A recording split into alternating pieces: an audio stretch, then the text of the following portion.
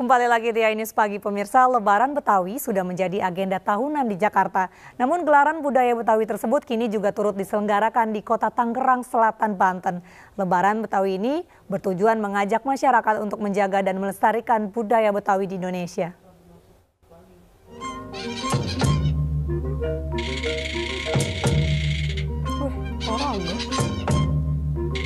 Masyarakat Indonesia tentu lebih mengenal budaya Betawi berasal dari Jakarta.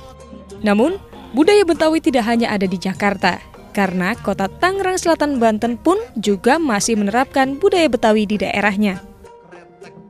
Bertepatan dengan perayaan Lebaran Betawi tahun ini, untuk ketiga kalinya kota Tangerang Selatan mencoba menunjukkan bahwa budaya Betawi bukan hanya dari tanah ibu kota. Perayaan Lebaran Betawi yang digelar Yayasan 5 Beta turut dihadiri Wakil Gubernur Banten Andika Hazrumi bersama Sekretaris Daerah Tangerang Selatan Muhammad. Andika Hazrumi mengajak warga Tangsel untuk turut serta menjaga dan melestarikan budaya Betawi sebagai aset bangsa.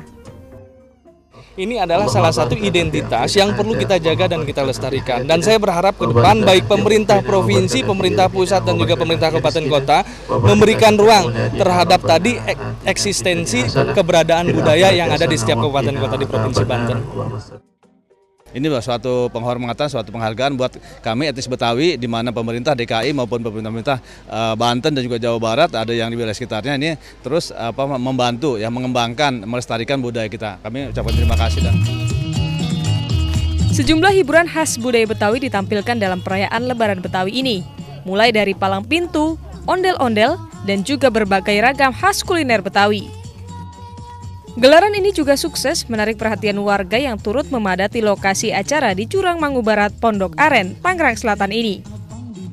Diharapkan ke depannya Lebaran Betawi akan terus digelar agar keunikan budaya Betawi akan selalu menjadi bagian dari kehidupan masyarakat.